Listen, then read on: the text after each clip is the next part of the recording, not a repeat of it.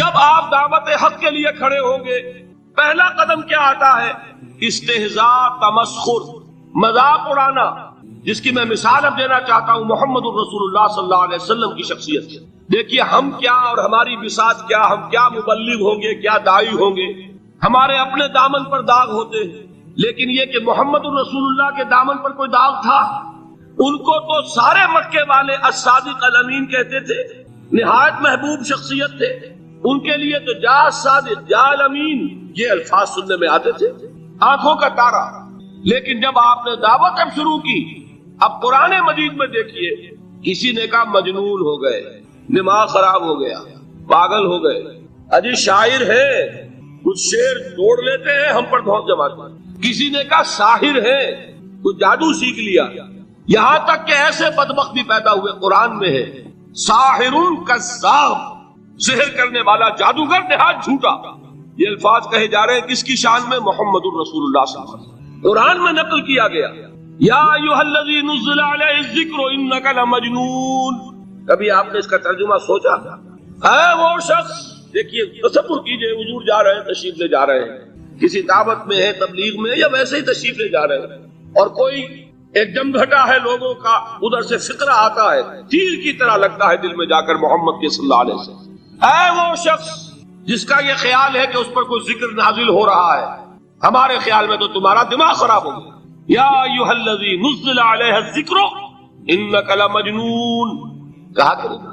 اور یہ نہ سمجھیے کہ حضور صلی اللہ علیہ وسلم کے قلب مبارک کو تکلیف نہیں ہوئی، میں قرآن سے ثابت کروں گا، میں کہیں کوئی کہانیاں بیان نہیں کرنا چاہتا۔ قرآن نے کہا وَلَقَدْ نَعْلَمُ أَنَّكَ يَضِيقُ صَدْرُكَ بِمَا يَقُولُونَ۔ اے نبی ہمیں خوب معلوم ہے صلی اللہ علیہ وسلم کہ جو کچھ یہ لوگ کہہ رہے ہیں اس سے آپ کا سینہ پھچتا ہے، یہ جو گھٹن ہوتی ہے، صدمہ ہوتا ہے۔ أَنَّكَ يَضِيقُ صَدْرُكَ بِمَا يَقُولُونَ، ہمیں خوب معلوم ہے کہ جو کچھ یہ باتیں آپ کو سننی پڑ رہی ہیں، یہ کڑوی کسیلی باتیں، یہ جو فکرے چست ہو رہے ہیں، استہزاء ہو رہا ہے، تمسخر ہو رہا ہے۔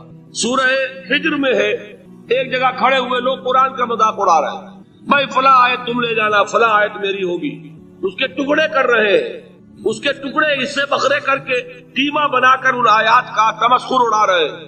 ایک جگہ قرآن مجید میں مذکور ہے کہ فرشتوں کا مذاق اڑ رہا ہے۔ بھائی یہ دیکھو محمد نے کہا ہے صلی اللہ علیہ وسلم کہ جہنم پر تو کل 19 فرشتے ہیں، علیہا 19 قرآن میں آیت نازل ہوئی۔ ایک پہلوان کہتا بھائی 10 کو تو میں سنبھال لوں گا، باقی 9 کا تم انتظار کر۔ یہ باتیں آ رہی ہیں حضور کے کان میں، کلام الہی کے ساتھ کیا سلوک ہو رہا ہے، مجھ پر کیا فکرے چست کیے جا رہے ہیں، مجھ پر جس طریقے سے استہزاء اور تمسخر کا رویہ اختیار کیا گیا ہے، دل بھج رہا ہے، دل میں صدمہ ہے۔ دیکھیے سورہ نون ہے، اور میرے نزدیک یہ دوسری وحی ہے جو حضور پر نازل ہوئی ہے، اس کی ابتدائی آیات نون والقلم وما یسطرون ما انت بنعمت ربک بمجنون وان لک لاجرا غیر ممنون وانک لعلی خلق عظیم فستبصر ویبصرون بأیکم المفتون ان ربک هو یعلم بمن ضل عن سبیلہ وهو اعلم بالمہتدین۔ نون قسم ہے قلم کی اور جو کچھ یہ لکھتے ہیں۔ اے نبی آپ اپنے رب کی نعمت سے مجنون نہیں ہیں۔ یہ کیوں کہا جا رہا ہے؟ حضور کو جو صدمہ پہنچا ہے وہی نازل ہوئی ہے دل جوئی کے لیے، تسلی کے لیے۔ آپ کیوں برا منا رہے ہیں؟ اے نبی آپ کیوں صدمہ اور رنج اور اندوہ محسوس کر رہے ہیں؟ ان بدبختوں کے کہنے سے کوئی آپ مجنون ہو جائیں گے؟ مانتا بے نعمت ربک بمجنون وَإِنَّ لَكَ لَأَجْرًا غَيْرَ مَمْنُونَ۔ آپ کو جو یہ صبر کرنا پڑ رہا ہے، آپ کو جو یہ جھیلنا پڑ رہا ہے، اس کی وجہ سے آپ کو وہ اجر ملے گا جس کا سلسلہ کبھی منقطع نہیں ہوگا۔ وَإِنَّكَ لَعَلَىٰ خُلُقٍ عَظِيمٍ، اور اے نبی آپ تو خلق عظیم کے حامل ہیں۔ آپ کا اخلاق، آپ کا کردار، آپ کی سیرت، آپ کی شخصیت میں طہارت، نفاست، پاکیزگی، آج تک دنیا نے کوئی پاگل، کوئی مجنون ایسا بھی دیکھا؟ یہ ساری باتیں اللہ تعالیٰ حضور کی دلجوئی کے لیے فرما رہا ہے۔ اس سے آپ اندازہ کیجئے کہ کتنا صدمہ ہوتا ہوگا۔ یہی ہے، اس ساری چیز کو جمع کیجئے تو یہ چیز کیا ہے؟ وَاصْبِرْ عَلَىٰ مَا يَقُولُونَ وَاهْجُرْهُمْ هَجْرًا جَمِيلًا۔ صبر کرو اے نبی، صبر کرو اے محمد صلی اللہ علیہ وسلم، جھیلو اور برداشت کرو اس پر جو یہ کہہ رہے ہیں۔ اچھی طرح نوٹ کیجئے یہ بات، ذرا سیرت ہی کا سمجھ لیجئے، آج ایک بیان ہو جائے گا۔ یوں سمجھیے جب حضور نے یہ کہا کہ مجھ پر وحی نازل ہوئی، فرشتے سے ملاقات ہوئی، تو اب وہ چہمے گوئیاں شروع ہو گئی، معلوم ہوتا دماغ خراب ہو گیا۔ دیکھیے ہم نہیں کہتے تھے یہ جا کے غار حرا میں بیٹھتے ہیں، کئی کے دن رہتے ہیں، بھوکے رہتے ہیں، وہ خشکی چڑھ گئی نا آگے۔ یہ جس طرح کی باتیں دنیا میں آج ہوتی ہیں اسی طریقہ کی باتیں ہوتی ہیں۔ عتبہ ابن ربیعہ ایک مرتبہ آتا ہے، کیونکہ قریش کے بڑے لوگوں میں سے تھا، تو قریب آ کر بڑی اپنائیت کے ساتھ، بڑی شفقت کے ساتھ، بڑے بزرگانہ انداز میں کہتا ہے بھتیجے، حضور سے، بھتیجے اگر واقعی کسی بدروح کا سایہ ہو گیا ہے تم پر، وہ آسیب آ گیا ہے تو مجھے بتانا، میرے بہت سے عاملوں سے تعلقات ہیں، میں کسی کو بلا کر یہ تمہاری بدروح دور کر دوں گا۔ اب آپ سوچئے کیا بیتی ہوگی حضور کے دل پر۔ یہ وہ کیفیات ہیں، اور یہ نوٹ کر لیجئے 4 برس تک یہی شکل رہی، مخالفت اسی نوع سے ہوئی ہے جس کو کہتے ہیں فزیکل پرسیکیوشن، جسمانی تشدد، وہ پہلے 4 سال نہیں ہوا۔ اس کی وجہ کیا ہے کہ در حقیقت جب بھی کبھی کوئی ایسی دعوت اٹھتی ہے، اب مجھے اجازت دیجئے میں ایک لفظ انقلاب یہاں استعمال کر لوں، انقلابی دعوت۔ کل میں نے کہا تھا نا، ایک ہوتی ہے خالص مذہبی تبلیغ، ایک ہوتی ہے انقلابی تبلیغ۔ مذہبی تبلیغ کی سب سے بڑی مثال عیسائیت کی تبلیغ، اور انقلابی تبلیغ کی سب سے بڑی مثال اشتراکی تبلیغ۔ میں باہر سے مثالیں دے رہا ہوں، اندر سے نہیں دینا چاہتا۔ آگے یہ کہ یہ قدر گفتیں، باقی فکر کر، آگے انسان اپنی عقل سے کام لے، سوچے، غور و فکر کرے۔ تو یہ انقلابی تبلیغ تھی محمد الرسول اللہ صلی اللہ علیہ وسلم۔ اور انقلابی تبلیغ کے اندر یہ بات جان لیجئے کہ پہلا رد عمل جو ہوتا ہے معاشرے کا وہ یہ ہوتا ہے کہ کوئی ایسی بات گھبرانے کی نہیں ہے، ایک آدمی کا دماغ خراب ہو گیا ہے اور کچھ سرفرے قسم کے چند نوجوان اس کے ساتھ ہیں، ایسی کیا بات ہے گھبرانے کی؟ مشت خاک ہے، بس ان کو چٹکیوں میں اڑاؤ۔ جو چٹکیوں میں اڑانا کہلاتا ہے نا، اسی کو قرآن مجید میں ایک اور جگہ کہا گیا ہے، یریدون لیطفئوا نور اللہ بافواہہم، یہ چاہتے ہیں کہ اللہ کے نور کو اپنے منہ سے بجھا دیں، پھونکے مار کے ہی بس۔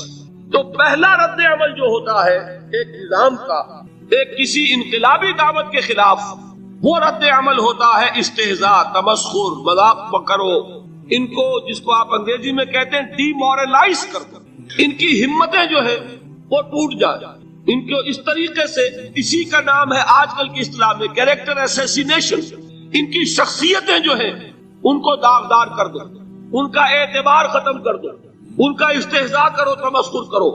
اور یہ میں آپ سے عرض کر رہا ہوں اس وقت ایک گنا فخر کے ساتھ اور اللہ تعالیٰ کا شکر ادا کرتے ہوئے کہ میں نے جو کام بھی کیا ہے اس وقت پاکستان میں، آپ نے اخبارات میں دیکھا ہوگا، بڑا دقیانوسی مولوی ہے، بیگمات کا رد عمل جو ہوا وہ آپ کے علم میں ہوگا، بڑے جو یہ جدید ہمارے روشن خیال قسم کے جو صحافی ہیں، اگر کہیں آپ نے پڑھا ہو جس طرح استہزاء ہوا ہے، جس طرح مذاق اڑایا گیا ہے، جو الفاظ استعمال کیے گئے ہیں، وہ میرے نزدیک بہت بڑی سند ہے جو اللہ کے ہاں جا کر پیش کروں گا کہ اللہ تیرے دین کے لیے۔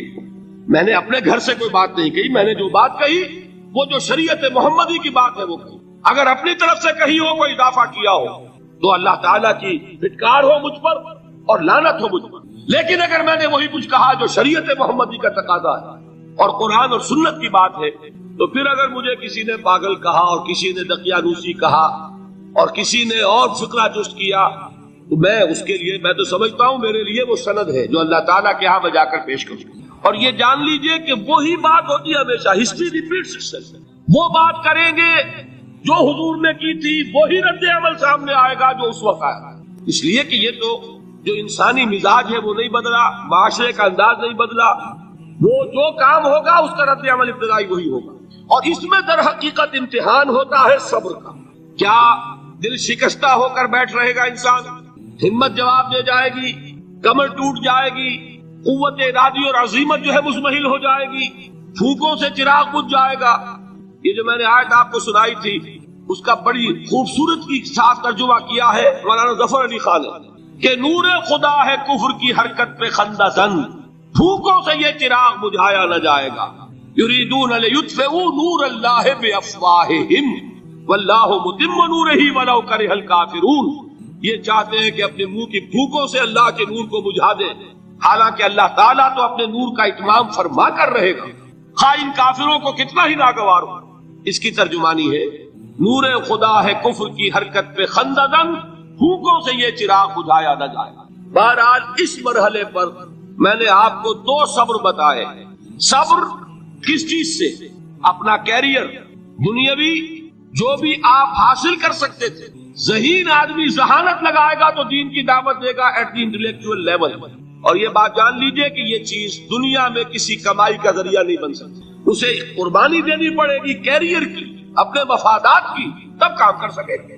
عام آدمی وقت لگائے گا، صلاحیتیں صرف کرے گا، اپنی وہی اس وقت سے اور توانائی سے پیسہ بنا سکتا تھا۔ آج کل تو آپ کو معلوم ہے کہ بڑی سادی ہو گئی ہے یہ حساب کتاب کی بات، بہت سادہ۔ ایک انسکلڈ لیبرر کا 1 گھنٹہ برابر ہے اتنے روپے کے، ایک سکلڈ لیبرر کا 1 گھنٹہ برابر ہے اتنے روپے کے۔ آپ تو ہر چیز کاؤنٹ کر سکتے ہیں، میئر کر سکتے ہیں۔ جو شخص 1 گھنٹہ لگا رہا ہے اس نے کچھ پیسہ خرچ کیا ہے، اسی وقت کو لگا کر وہ پیسہ بناتا، اسی ذہانت اور صلاحیت سے وہ کمائی کرتا تھا۔ ادھر لگایا تو وہ جو کمی ہو رہی ہے اس کو برداشت کرنا، اس کو جھیلنا اور خوش دلی سے برداشت کرنا، یہ سمجھنا کہ در حقیقت یہ سب کچھ کیا ہے کہ اللہ تعالیٰ کے ہاں اس کا جو ثواب ملے گا۔ یہ صبر کا ایک رخ، اور استہزاء ہو، تمسخر ہو، مذاق اڑے، فکرے چست ہو، دقیانوسی کہا جائے، ریئیکشنری کہا جائے، یہ بڑے ریئیکشنری ہے، یہ بڑے پچھلے زمانے کے لوگ ہیں، اگلے وقتوں کے ہیں یہ لوگ، انہیں کچھ نہ کہو۔ جو کہا جائے سنو، وَاصْبِرْ عَلَى مَا يَقُولُونَ وَاهْجُرْهُمْ هَجْرًا جَمِيلًا، اور صبر کیجئے محمد صلی اللہ علیہ وسلم۔ دیکھیے کوئی پہلو ایسا نہیں ہے جس میں ہمیں ہدایت قرآن مجید سے اور سیرت محمد صلی اللہ علیہ وسلم سے ملنا جائے۔ اگر اللہ تعالیٰ مقام دعوت پر فائز ہونے کی توفیق عطا فرما دے تو جو مرحلے پیش آئیں گے وہ آپ کو نظر آ جائیں گے سیرت محمدی میں صلی اللہ علیہ وسلم، اور اس وقت حضور سے جو کہا گیا اس سے آپ کے دل پر بھی، اس کے زخمی جو آپ کا دل ہے، آپ کے احساسات ہیں، اس پر مرہم رکھا جائے گا۔ وَلَقَدْ نَعْلَمُ أَنَّكَ يَضِيقُ صَدْرُكَ بِمَا يَقُولُونَ، ہمیں خوب معلوم ہے کہ جو کچھ آج تمہیں سننا پڑ رہا ہے اس سے تمہارا سینہ بھجتا ہے، تمہیں رنج اور صدمہ ہوتا ہے، لیکن وَاصْبِرْ عَلَى مَا يَقُولُونَ، جو کچھ یہ کہہ رہے ہیں اس پر صبر کیجئے، اس کو جھیلیے اور وَأَلْقَتْ مَا فِيهَا وَتَخَلَّتْ وَأَذَنَتْ لِرَبِّهَا وَحُقَّتْ يَا أَيُّهَا الْإِنسَانُ إِنَّكَ كَادِحٌ إِلَى رَبِّكَ كَدْحًا فَمُلَاقِيهِ، صدق اللہ العظیم۔ اذا السماء انشقت، جب آسمان پھٹ جائے گا۔ دیکھیے ساری یہ صورتیں وہی تذکیر آخرت۔ وَأَذِنَتْ لِرَبِّهَا، اذنت کان لگائے ہوئے ہے اپنے رب کے لیے، سنتی ہے یہ زمین جو ہے، یہ آسمان گویا کہ کان لگائے ہوئے۔ اذنت لربها وحقت، استمع له وانقاد، سنا اللہ کی بات کو، اپنے رب کی بات کو، اور اطاعت کی۔ لربها وحقت، اور تعمیل کر دے، اور یہ اسی کی مستحق ہے، اس کا حق یہی ہے، اس کا مقام یہی ہے۔ حقا یحق سے یہ مجہول بن گیا حقت۔ وَإِذَا الْأَرْضُ مُدَّتْ، اور جب کہ زمین کو پھیلا دیا جائے گا یا کھینچ دیا جائے گا۔ وَأَلْقَتْ مَا فِيهَا وَتَخَلَّتْ، اور وہ نکال باہر کرے گی، گرا دے گی باہر جو بھی اس کے اندر تھا، اور خالی ہو جائے گی۔ یہ آگے چل کر سورہ زلزال میں بھی آئے گا، وَأَخْرَجَتِ الْأَرْضُ أَثْقَالَهَا، جبکہ زمین اپنے سارے بوجھ نکال کر باہر پھینک دے گی، جو مردے ان میں دفن ہیں، جو بھی ان کے اجزاء ہیں، ان سب کو نکال کر، تاکہ وہ دوبارہ بنے اور بن کر کھڑے ہو جائیں، اور بھی جو کچھ ہے۔ وَأَذِنَتْ لِرَبِّهَا وَحُقَّتْ، اور زمین کا معاملہ بھی یہی ہے کہ وہ اپنے رب کا حکم سنتی ہے اور اس کی تعبیر کرتی ہے، اور وہ اسی کی سزاوار ہے، یہی اس کو لائق ہے، زیب دیتا ہے۔ یا ایھا الانسان، اے انسان، انک کادح الی ربک کدحا فملاقیہ، یہ بہت چل کر سورہ بلد میں بھی آئے گی کہ انسان کو، ہر انسان کو مشقت میں پیدا کیا گیا ہے۔ ہر انسان کے لیے دنیا جو ہے دارالمحن ہے، اگرچہ مشقتوں کی نوعیت جو ہے اس میں فرق ہے۔ کسی کی جسمانی مشقت زیادہ ہے، وہ کسی چلائی ہے، اس نے اینٹیں ڈھوئی ہیں، ہل چلایا ہے، پھر وہ رات کو ایسا سوتا ہے کہ اس کو صبح کی خبر لیتا ہے، اسے اس وقت بے چینی کوئی نہیں ہوتی۔ کسی کی ذہنی ہے، مل کا مالک ہے، بیٹھا ہوا ہے، پرابلم، وہ رات کو بھی پیچھا نہیں چھوڑتے وہ پرابلمز، پھر اسے ہپنوٹکس چاہیے، اسے کوئی اور سیڈیٹیوز چاہیے، کسی طرح کی چیزیں، اینٹی ڈپریسنٹس چاہیے۔ ساری جو آج دنیا میں سب سے بڑی مارکیٹ جو ہے میڈیسنز میں، وہ ان دوائیوں کی ہو چکی ہے امریکہ میں۔ جو سب سے مہنگی دوائیاں وہ یہ ہیں امراض ذہنی کی۔ کن کو ہوتے ہیں یہ؟ عام طور پر جن لوگوں کے ہاں ایفلوئنس ہے، تو معلوم ہے کہ ہر ایک کے لیے کوفت ہے. پھر یہ کہ کسی کو کوئی غم ہے، کسی کو کوئی غم ہے. عام آدمی یہ سمجھتا میں پیدل چل رہا ہوں، اس کے پاس سائیکل ہے، یہ بڑا اچھا ہے، بہت عمدہ ہے. اس سائیکل والے سے پوچھئے، اسے نظر آتا ہے کار پہ جاتا ہوا، اس کو اس کی جلن ہو رہی ہے. کار والا جو ہے وہ دیکھتا ہے کہ مجھ سے بہت زیادہ نئے ماڈل کی کار پہ گیا ہے، نئی کار پر زلزلاتا ہوا، اسے اس کی کوفت ہو رہی. تو کوفت اور یہاں پہ رنج اور محن، جس کو کہا ہے کہ قید حیات و بند غم اصل میں دونوں ایک ہیں، موت سے پہلے آدمی غم سے نجات پائے کیوں. پھاڑنے سے مراد کیا ہے؟ انسانی شخصیت کی جو اصل انسانی شخصیت ہے وہ تو اندر چھپی ہوئی ہے، وہ ہماری روح ہے، وہ ہماری انا ہے، وہ ہماری خودی ہے. یہی در حقیقت اقبال کا فلسفہ خودی ہے. اور اسی کی بہترین تعبیر جو ہے آدرش، جو میں نے لفظ استعمال کیا تھا سورہ حج کے ضمن میں، ضعف الطالب والمطلوب. تو آئیڈیلز کا جو فلسفہ ہے اس کے حوالے سے ڈاکٹر رفیع الدین مرحوم و مغفور نے علامہ اقبال کی اس کے فلسفہ خودی کی بہترین تعبیر کی ہے. آئیڈیالوجی آف دی فیوچر ان کی مارکت الآراء کتاب ہے انگریزی زبان میں. تو افلح المومنون، گویا کہ میرا جو وجود ہے یہ گوشت ہے، یہ پوست ہے، ہڈیاں ہیں، یہ ہے، وہ ہے، تن و توش ہے، لیکن اس کے اندر میری ایک انا ہے، میری ایک شخصیت ہے. انا، یہ انا کیا ہے؟ میں کہتا ہوں میرا ہاتھ، وہ میں کون ہوں جس کا یہ ہاتھ ہے؟ میرا ہاتھ، میرا پاؤں، میری آنکھ، میرے کان، میرا سر، میرا یہ، میرا وہ، میرا جسم. بھائی وہ میں کون ہے تو پوزیس کرتا ہے اس کو؟ وہ میں، وہ انا، وہ ایک مخفی حقیقت ہے، اور اصل میں وہ روح ربانی جو میرے اندر پھونکی گئی ہے وہ ہے میری اصل حقیقت. لیکن یہ غلافوں میں لپیٹ دی گئی ہے، مادی غلاف ہے. ان مادی غلافوں کو پھاڑ کر اپنی روح کو برآمد کرنا، جیسے کہ گٹھلی پھٹتی ہے تو دو پتے نکلتے ہیں تو آم کا درخت شروع ہوتا ہے. ان مادی غلافوں کو پھاڑ کر اپنی اصل حقیقت، اپنی اصل انا کو برآمد کر کے تقویت دینا، یہ ہے فلاح. قد افلح، بہترین ترجمہ کیا ہے یہاں پر لفظ کے قریب ترین ہونے کے اعتبار سے. میرے سامنے اس وقت یہ ہے حضرت شیخ الہند رحمۃ اللہ علیہ کا، اور شیخ الہند رحمۃ اللہ علیہ مولانا محمود الحسن صاحب کا کہنا یہ ہے کہ میں نے تو موضح القرآن میں جو ترجمہ شاہ عبد القادر دہلوی رحمۃ اللہ علیہ کا تھا وہی اختیار کیا ہے. کام نکال لے گئے اہل ایمان، قد افلح المومنون، کام نکال لے گئے اہل ایمان. جیسے کہ خزانہ ہو، خزانہ کھودیں گے تو نکالیں گے نا.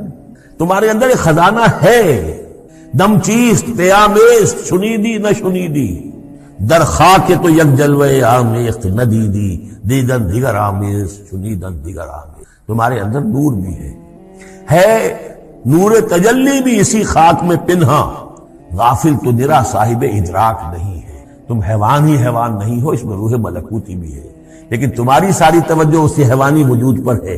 وہ روح جو ہے وہ تو تمہارے وجود کے اندر مر کر دفن ہو چکی ہے. تم چلتا پھرتا مقبرہ بن چکے ہو، تم زندہ نہیں ہو، مردہ ہو. اور جس کی روح جاگ جائے گویا کہ وہ زندہ ہوتا ہے، پھر اس کو زندگی ملتی ہے. فَلَنُحْيِيَنَّهُ حَيَاةً طَيِّبَةً. یہ ابو جہل مردہ تھا، یہ زندہ نہیں تھا، یہ اندھا تھا، دیکھ نہیں رہا تھا، یہ بہرا تھا، سنتا نہیں تھا. یہ جو حقائق ہے اس کو سمجھ لیجیے. اپنے وجود، اپنی اصل شخصیت، اپنی انا، اپنی خودی، اپنے سیلف، اس کی development of the self, development of the character, انسانی شخصیت کے لیے یہ ہے قد افلح. کھود نکالنا، خزانہ کھود نکالنا. ایک ہندی کا دوہا ہے بڑا پیارا، بھوکا کوئی نہیں. بھیک تو خود شاعر ہے. بھیکا بھوکا کوئی نہیں، سب کی گٹھڑی لال. ہر ایک کی گٹھڑی کے اندر ایک لال بنا ہوا ہے، وہ گٹھڑی جو ہے اس کے اندر ہے. بھوکا کوئی نہیں ہے، مال تو ہے اس کے پاس. گرہ کھول جانے نہیں اس بد بے کنگال، اس گٹھڑی کی گرہ نہیں کھولنی آتی. ستمست گر ہوست کشت کے بے سیر سرد و سمندرا، تجھے غنچہ کم نہ دمیدائی درے دل کشا بچمندرا. تم اپنی شخصیت کا جو چمن ہے تمہارے اپنے اندر جو اللہ تعالیٰ نے رکھا ہوا ہے، وفی انفسکم افلا تبصرون، تم اس سے غافل رہتے ہو. Man in his ignorance identifies himself with the material sheaths which encompass his real self. انسان اپنی جہالت میں اپنے ان مادی غلافوں ہی کو سمجھ بیٹھتا ہے یہ میں ہوں. یہ تو کچھ بھی نہیں ہے، مادی غلاف کی کوئی حیثیت نہیں ہے. تم کچھ اور ہو جو اس کے اندر ہو، لیکن بشرطے کہ تم اپنے آپ کو پہچانو. من عرف نفسہ فقد عرف ربہ ولا تکونوا کالذین نسوا اللہ فانساہم انفسہم. ان لوگوں کے مانند نہ ہو جاؤ جنہوں نے اللہ کو بھلا دیا تو اللہ نے ان میں وہ بھی ہیں جو کہنے کو مومن تھے، دعوے کے مومن تھے، حقیقت میں منافق تھے۔ تو ابو بکر سے لے کر عبداللہ ابن ابی تک اب آپ کتنے اس کے اندر درجات ہو جائیں گے، میں تو سمجھتا ہوں کہ لامتناہی درجے ہوں گے، انفائنائٹ۔ اسی طریقے سے مخالفین میں، یا مخالفین کا لفظ میں نے غلط استعمال کیا، جو منکرین تھے جنہوں نے انکار کیا، نہیں مانا، ان میں ابو طالب بھی ہے، لیکن یہ کہ ابو طالب کا معاملہ اور ہے، حضور سے محبت ہے، اور وہ محبت صرف رشتہ داری کی بنیاد پر نہیں ہے، اس لیے کہ رشتہ داری تو وہی رشتہ داری ابو لہب کے ساتھ بھی تھی۔ اس کا مطلب ہے کوئی نہ کوئی طبیعت کی مناسبت بھی تو ہے، کوئی نہ کوئی ان کی طبیعت میں نیکی کا مادہ ہے، لیکن وہ ایمان نہیں لائے۔ اب وہاں سے چلیے تو بالکل ایک سرے پر آپ کو نظر آئیں گے اگر ابو طالب، تو دوسرے سرے پر ابو لہب ہے۔ اور عجیب ہے، یہ قرآن مجید نے اس طرح ہمارے سامنے رکھا ہے کہ دونوں رشتہ داری میں قریب قریب، لیکن یہ ہے کہ دو انتہاؤں پر۔ تو میں مخالفین کا آپ میں سے ذکر کرتا ہوں، اس لیے کہ اگرچہ ابو طالب ایمان نہیں لائے لیکن مخالف نہیں تھے، بلکہ معاون تھے، مددگار تھے، پشت پناہ تھے، ساتھ دیا ہے۔ مخالفین میں تین کردار ہیں جنہیں قرآن نے نمایاں کیا ہے۔ ایک تو بدترین کردار، اگرچہ الفاظ اچھے نہیں ہیں لیکن میں نہیں سمجھتا کہ ان کے بغیر جو اصل مفہوم ہے وہ ادا ہو سکے۔ ہماری علاقے کی کولوکیل لینگویج میں اگر کسی شے کا ذکر کرنا ہو یا کسی شخص کا ذکر کرنا ہو جس میں سرے سے کوئی خیر نہ ہو، تو کہتے ہیں گو در گو بلی کا گو، یعنی گوبر جو ہے استعمال ہو جاتا ہے، لیکن وہ جو فضلہ بلی کا ہے وہ تو انتہائی متعفن، اور اس میں کسی بھی کام میں وہ آنے والی شے ہے ہی نہیں۔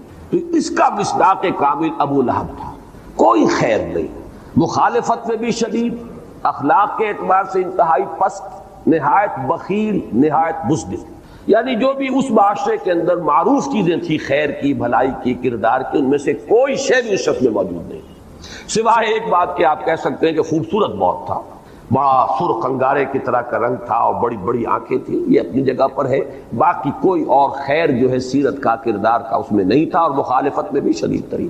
تو مخالفین میں ایک انتہا پر وہ شخص ہے، اور دوسری انتہا جو ہے وہ ہے ابو جہل، مخالفت میں انتہائی شدید ہے، لیکن یہ ہے کہ باقی اعتبار سے کردار کی وہ پستی نہیں ہے، وہ بخیل نہیں تھا، بزدل نہیں تھا، بلکہ اس کا وہ قول میں نے بارہا سنایا ہے کہ جب اس سے سوال کیا گیا کہ کیا تمہارے خیال میں محمد جھوٹے ہیں صلی اللہ علیہ وسلم، اس نے کہا نہیں، انہوں نے کبھی جھوٹ نہیں بولا۔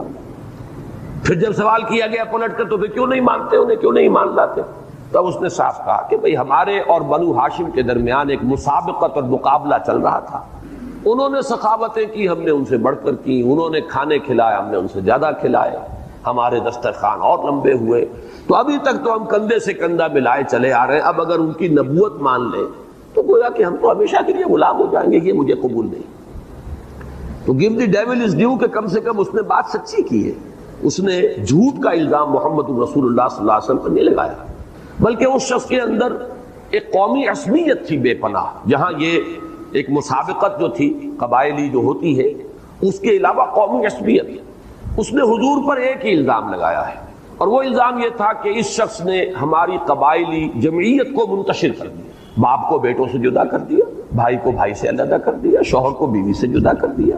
اب ظاہر بات ہے اصول یہی ہے، قبائلی زندگی میں تو قوت اور عزت اور وقار کا دار و مدار جو ہے وہ جمعیت پر ہے، قبائلی عصبیت کی بنیاد پر اگر جمعیت ہے تو عزت بھی ہے، وقار بھی ہے، اور جب جسے آپ کہتے ہیں house divided amongst it self can not stand, تو یہ تھا اس کا الزام۔ اسی وجہ سے اس نے غزوہ بدر سے ایک شب قبل جو ہے جو دعا کی تھی، اس کے الفاظ یہی ہیں، اللہم اقطعنا للرحم فاہم الغدات، اے اللہ جس نے ہمارے رشتے سب سے زیادہ کاٹ دیے ہیں، رحمی رشتوں کو کاٹ دیا ہے، کل تو اسے ذلیل و رسوا کر دیجیے، یہ دعا کر رہا۔ ایک تو یہ کہ اس نے کسی لات اور عزا اور منات کو نہیں پکارا ہے اللہم، اور نمبر دو یہ کہ اس نے جو بھی اپنی جو شکایت تھی یا شکوہ تھا یا الزام تھا محمد رسول اللہ صلی اللہ علیہ وسلم پر، وہ بھی ایک قومی عصبیت والی بات پر مبنی۔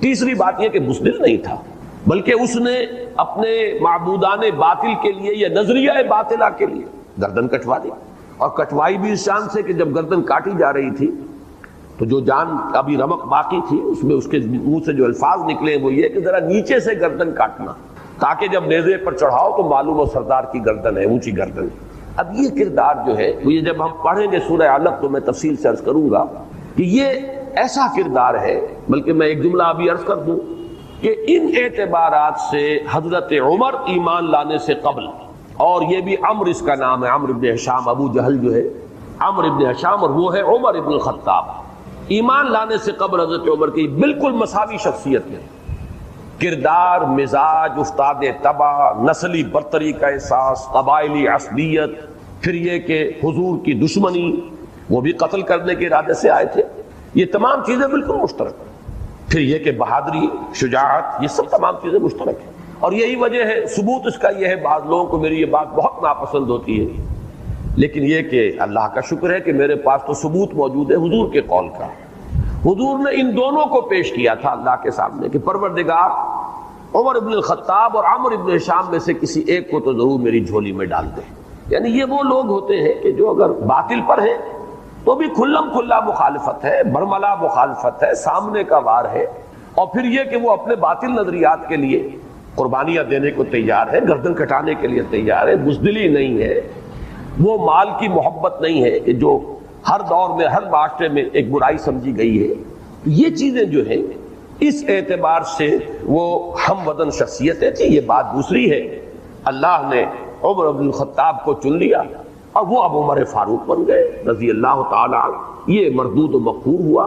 یہ دوسری بات ہے کہ کوئی نہ کوئی فرق تو ہوگا، اللہ تعالیٰ نے کس کو چنا، کیوں چنا، لیکن اور وہ ہوگا وہ شے جو اللہ کے علم ہے، لیکن یقیناً حضور نے جب دونوں کو پیش کیا ہے کہ ان میں سے ایک ضرور مجھے دے دے، تو گویا کہ ثابت ہو جاتا ہے کہ بہت سے اعتبارات سے، اگر تمام اعتبارات سے نہ صحیح، بہت سے اعتبارات سے یقیناً یہ ہم وزن شخصیتیں تھیں، جن میں کوئی نہ کوئی چیزیں جو ہے مشترک اور مشابہ تھیں۔ تیسرا کردار وہ ہے جس پر اللہ کا غضب سب سے زیادہ بھڑکا ہے، یہ کردار نوٹ کر لیجئے، یہ کفر کا منافق کردار ہے۔ جس طرح جو قانونی دائرے میں اسلام کے آ گئے تھے لیکن منافق تھے، اللہ تعالیٰ کا غضب ان پر بہت بھڑکتا ہے۔ ان المنافقین فی الدرک الاسفل من النار، یہ آگ کے سب سے نچلے طبقے میں ہوں گے۔ یہ اللہ کا یہ غضب ہے کہ جو بھڑک رہا ہے۔ قول و عمل کا تضاد، کہہ کچھ رہے کر کچھ رہے، لما تقولون ما لا تفعلون کبر مقتا عند اللہ ان تقولوا ما لا تفعلون۔ اسی طریقے سے یہ لفظ شاید آج پہلی مرتبہ آپ سن رہے ہو کہ جیسے منافقین ادھر تھے ویسے منافق ادھر بھی تھے۔ وہ منافق کون تھے؟ جن کو ایمان اچھا تو لگتا تھا، بات صحیح بھی معلوم ہوتی تھی، چاہتے تھے کہ پیش قدمی کرے، قبول کر لیں، لیکن مصلحتیں، چودراہٹیں، دولت، سرداری یہ آڑے آتی تھی، اس کی وجہ سے رک گئے، اور پھر کوشش یہ کرتے رہے۔ اب ظاہر بات ہے کہ ایسا شخص جو ہے وہ کوشش کرے گا کوئی مصالحت ہو جائے، کوئی مداہنت کی روش آ جائے، کچھ گیو اینڈ ٹیک ہو جائے، کچھ لے دے کر سودا ہو جائے۔ یہ ہم جس مصیبت میں مبتلا ہو گئے، یا ادھر یا ادھر، اس طرح کی بات نہ رہے۔ جیسے کہ وہ منافقین جو تھے دائرہ اسلام میں قانونی طور پر، وہ بھی یہ کہتے تھے کہ ہم تو مصلحون ہیں۔ جب ان سے کہا جاتا تھا کہ لا تفسدوا فی الارض قالوا انما نحن مصلحون، ہم تو اصلاح کرنے والے، میں لڑائی جھگڑے کا کیا فائدہ ہے، صلح ہونی چاہیے، اگر آپ گڑ دے کر کسی کو مار سکیں تو خام خواہ ضرور زہر دینا ہے۔ اب یہ میں ان کی ترجمانی کرتے ہوئے باتیں کہہ رہا ہوں، اس لیے کہ اصل بات کیا تھی کہ وہ یکسو نہیں ہو پاتے تھے، ان کو وہ مذبذبین بین ذالک لا الہ ہؤلاء ولا الہ ہؤلاء، کچھ پتہ نہیں تھا، پتہ نہیں جیت ان کی ہو جائے، پتہ نہیں ان کی ہو جائے، تو ہم اپنی سارے انڈے جو ہے ایک باسکٹ میں تو نہ ڈالیں، اس لیے کچھ ادھر بھی، کچھ گڈ آفیسز ادھر بھی برقرار رکھے، کچھ ادھر بھی برقرار رکھے، دیکھیں اونٹ کس کروٹ بیٹھتا۔ تو یہ جو کیفیت تھی متربصین، یہ متربصین کفر میں بھی تھے، اور ان کے لیے مشکل پڑ گئی تھی کہ ایک طرف اب ان کے جو کفار تھے وہ انہیں کھینچ رہے تھے، دوسری طرف وہ دعوت حق انہیں کچھ کھینچتی تھی اپنی طرف۔ اس میں جو کردار ہے کہ پھر جو ہار گیا، نہیں آ سکا ادھر، اگر یہ ادھر آ جاتا تب بھی منافق ہی ہوتا، لیکن وہ اس پالے کو بھی پار نہیں کر سکا بلکہ محروم رہ گیا۔ یہ کردار ہے ولید ابن مغیرہ کا سب سے نمایاں، اگرچہ انہی میں ایک اعتبار سے جو عتبہ ابن ربیعہ ہے ان کو بھی شامل کیا جا سکتا ہے۔ صلح جو قسم کے لوگ، دنگا فساد نہ ہو، معاملات کو دیکھو، ابھی چھوڑو، حالات کو دیکھو، تیل دیکھو، تیل کی دار دیکھو، لیکن یہ کہ ان میں یہ چونکہ بہت سرمایہ دار تھا، بڑا چودھری تھا، بہت صاحب جائیداد تھا، اس کی طائف میں بھی جائیداد تھی، مکے میں بھی جائیداد تھی، دولت کے انبار تھے، تو یہ شخص مؤثر بہت تھا اس معاشرے کے اندر۔ اس اعتبار سے سورہ مدثر میں تو تعین کے ساتھ اسی کا ذکر ہوا ہے۔ وہ تو بدھ کیا بپتا پڑی تھی اس پر کہ شہزادہ تھا قبل وستو کا، محل میں رہتا تھا، جوان بیوی تھی، ایک بچہ بھی، بیٹا وہ بھی تھا، جوان بیوی کو اور بیٹے کو چھوڑ کر جنگلوں میں۔ کیوں؟ اس نے دیکھا دنیا میں دکھ بہت، کہیں وہ دیکھا اس نے اندھا ایک آدمی ہے وہ ٹھوکریں کھا رہا گر رہا ہے، کہیں دیکھا کسی کا بچہ جو ہے عالم نزع میں ہے، کوئی کچھ نہیں کر سکتا، رو رہے ہیں، کہیں دیکھا جنازہ جا رہا ہے، کندھے لے کر چلے جا رہے ہیں۔ تو اس کے فکر کا مرکزی نقطہ کیا ہے؟ سروم دکھم، یہاں تو دکھ ہی دکھ ہے اور کچھ نہیں ہے۔ اس دکھ سے سیلویشن حاصل کرنے کے لیے وہ نکل گئے۔ اب کیا اسے ملا کیا نہیں ملا اسے چھوڑ دیں، لیکن ایک مثال تو ہے، محل کی زندگی چھوڑ کر، جوان بیوی کو چھوڑ کر، ایک چھوٹے بچے کو چھوڑ کر انسان نکلا ہے۔ ان الانسان لفی خسر، دنیا کے اندر یہ تکالیف دیکھ کر اتنا متاثر ہو گیا، تو آخرت کی تکالیف وہ تو بہت بڑی ہے، بہت بڑی ہے، بہت بڑی ہے۔ قرآن مجید کے ہر صفحے کے اوپر جہنم کے کوئی نہ کوئی مناظر دکھا دیے گئے۔ کیا کھانے کو ملے گا؟ زقوم، جو پیٹ میں جائے گا تو کھولے گا جیسے کہ پانی کھول رہا ہو، اور پھر اس پر پیاس لگے گی تو حمیم ملے گا، گرم پانی یا پیپ، اور زخم کا دوبن ملے گا۔ حضور کو شب معراج میں جو دکھائے گئے مناظر، عذاب کس کس طور سے انسانوں کو ہوگا۔ والعصر ان الانسان لفی، اور میں عرض کر چکا ہوں خسرن ہے یہاں، الخسر نہیں۔ الخسر ہوتا تو کوئی خاص خسارہ، خسرن یہ قاعدہ ہے عربی زبان میں، تنکیر نکرہ جو آتا ہے تفخیم کے لیے آتا ہے، بہت بڑا خسارہ، بہت بڑا گھاٹا۔ اب جو اس سے استثناء کی چار شرائط ہیں، سب سے پہلے ایمان۔ اب یہاں تو ایک لفظ آیا ایمان، اللہ پر ایمان، رسولوں پر ایمان، آخری رسول اور آخری نبی پر ایمان، کتابوں پر ایمان اور آخری کتاب قرآن پر ایمان، بعث بعد الموت پر ایمان، حساب کتاب پر ایمان، جزا و سزا پر ایمان، جنت اور دوزخ پر ایمان۔ یہ ایمانیات ہے۔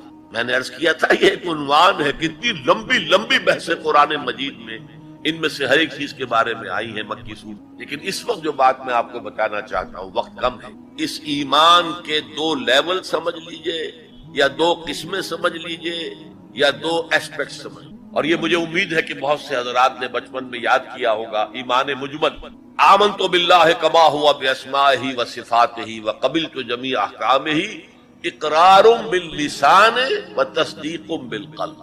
ایمان کے یہ دو درجے ہیں، زبان سے اقرار، جو کہے، کسی مذہب کا ماننے والا ہو، ہندو ہو، سکھ ہو، پارسی ہو، عیسائی ہو، جو کہے اشہد ان لا الہ الا اللہ واشہد ان محمد رسول اللہ، ایسے ہے محسوس ہوتا ہے کہ ایک لائن کھچی ہوئی تھی، پہلے ادھر تھا فوراً ادھر آ گیا۔ یہ ہے اقرار باللسان، لیکن اس ایمان کا فائدہ صرف اس دنیا میں، اس کی حیثیت قانونی ایمان کی ہے۔ ظاہر بات ہے مسلمان باپ کی وراثت مسلمان بیٹے کو جا سکتی ہے، بیٹا مسلمان نہیں ہے تو وراثت نہیں۔ Who is a Muslim and who is not a Muslim؟ یہ لیگل کوسچن۔ مسلمان ریاستوں کے اندر دستور میں ہوگا کہ یہاں ہیڈ آف دی اسٹیٹ مسلمان ہوگا، تو کتنا بڑا لیگل کوسچن ہے کہ کون ہے واقعی مسلمان کون نہیں ہے، تو بہت اہم ہے۔ لیکن اس کا سارا معاملہ اس دنیا تک ہے کہ ہم ایک دوسرے کو مسلمان سمجھیں۔ میں اپنی بیٹی نکاح میں دے سکتا ہوں کسی مسلمان کو۔ اصل ایمان کیا ہے؟ تصدیق بالقلب، جب دل میں اتر جائے، دل میں کھپ جائے، وہ ہے اصل ایمان۔ ہم دنیا میں اس کو زیر بحث لا نہیں سکتے، ہمارے پاس کوئی آلہ نہیں ہے دل میں اتار کر دیکھ لیں ایمان ہے کہ نہیں ہے، کوئی نہیں۔ الیکٹروکارڈیوگرام کر لیجئے، یہ تو پتہ چل جائے گا کہ اس میٹنگ کے اندر کچھ جو ہے irregularity ہے۔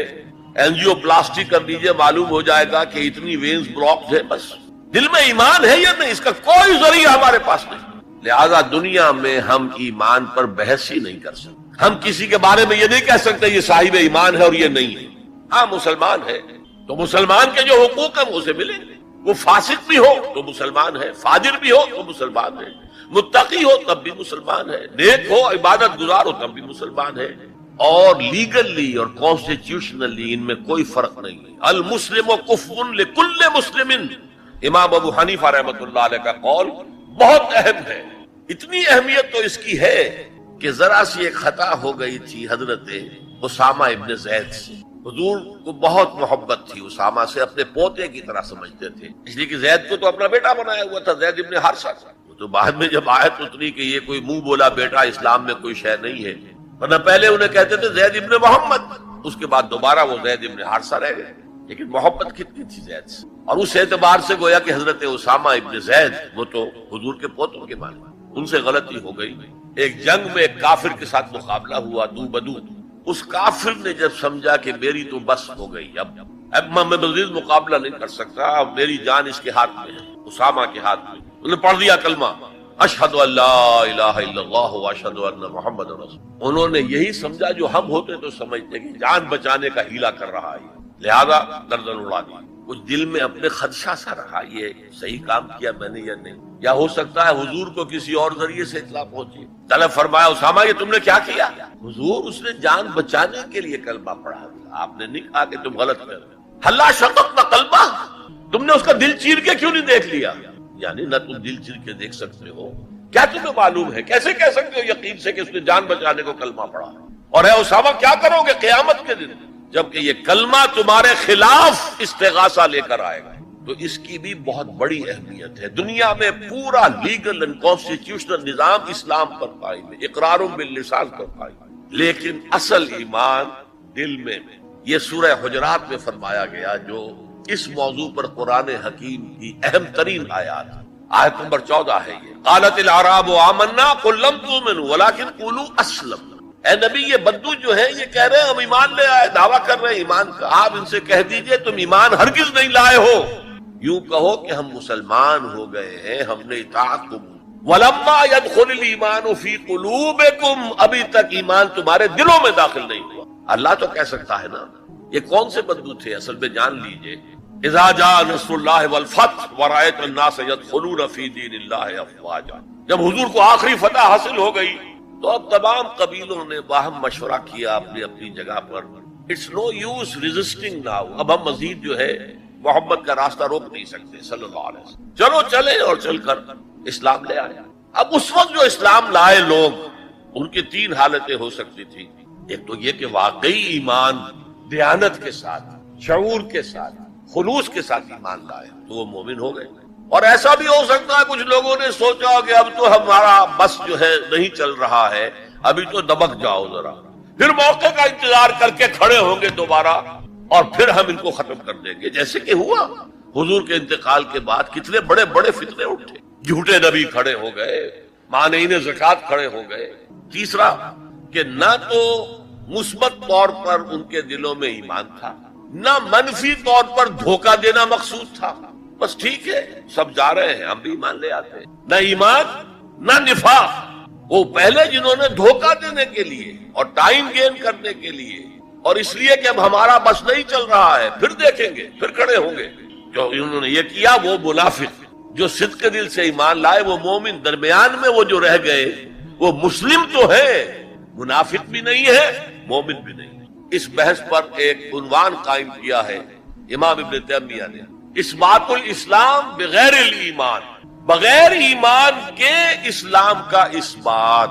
اس لیے کہ جب قرآن یہ کہہ رہا ہے قالت الاعراب آمنا قل لم تؤمنوا ولكن قولوا اسلمنا ولما يدخل الايمان في قلوبكم، لیکن اگر تم اللہ اور اس کے رسول کی اطاعت کرتے رہے تو ہم تمہارے اعمال میں سے کچھ کمی نہیں کریں گے. اس کا مطلب کیا ہوا؟ منافق تو نہ ہوئے. اگر منافق ہوتے تو منافق کا تو کوئی عمل قبول نہیں.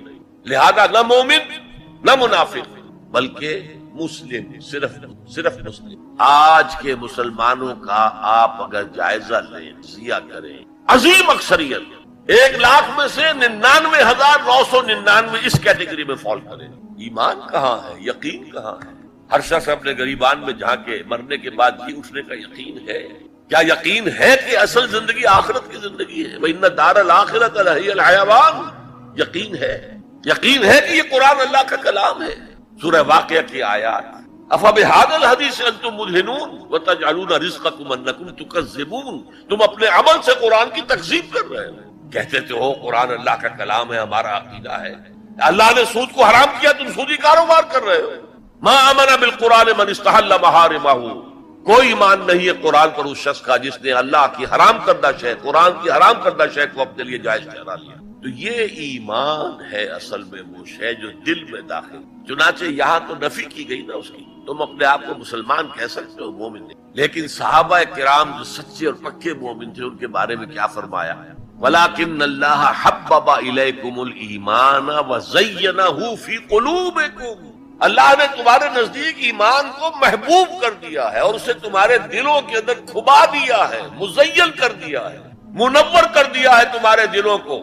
دل کا ایمان یہ ہے اصل ہی۔ اور اصل ایمان کی تعریف کیا ہے پھر؟ دیکھیے کس قدر نیچرل سیکوینس ہے، منطقی بات ہے۔ یہ بدو کہہ رہے ہیں ہم ایمان لے آئے، نبی کہہ دیجئے تم ایمان ہرگز نہیں لائے ہو، ما آمن تم نہیں آیا ہے، لم تؤمنوا، یہ تاکید کے لیے ہوتا ہے، بہت تاکید، ہرگز ایمان نہیں لائے ہو۔ ولیکن قولوا اسلمنا، بلکہ کہو کہ ہم اسلام لے آئے ہیں، ہم نے اطاعت قبول۔ ولما يدخل الايمان في قلوبكم، ابھی تک ایمان تمہارے دلوں میں داخل نہیں آیا۔ وَإِن تُطِيعُوا اللَّهَ وَرَسُولَهُ لَا يَلِدْكُم مِّنْ أَعْمَالِكُمْ شَيْئًا إِنَّ اللَّهَ غَفُورٌ رَّحِيمٌ۔ اس حالت میں بھی اگر تم اللہ اور اس کے رسول کی اطاعت کرتے رہو گے تو یہ اللہ تعالیٰ چونکہ غفور اور رحیم ہے، یہ رعایت کرے گا کہ تمہارے اعمال کو تسلیم کر لے گا اور اس کے اجر سے تمہیں محروم نہیں۔ لیکن اصل سیکوینس جو میں بتا رہا تھا، اب اس آیت کے نتیجے میں سوال پیدا ہو گیا نا، ڈیفائن ایمان، tell us what is ایمان، we want to be accepted as Mu'mins، تو بتایا جائے ایمان کیا ہے، اس کے تقاضے کیا ہے۔ کانٹیکسٹ کے اعتبار سے یہ قرآن مجید کی اہم ترین آیت ہے ایمان کو ڈیفائن کرنے۔ انما المؤمنون الذين آمنوا بالله ورسوله ثم لم يرتابوا وجاهدوا باموالهم وانفسهم في سبيل الله۔ مومن تو صرف وہ ہیں جو ایمان لائے اللہ پر، اس کے رسول پر، پھر شک میں ہرگز نہیں پڑے، یقین کی کیفیت ہو گئی۔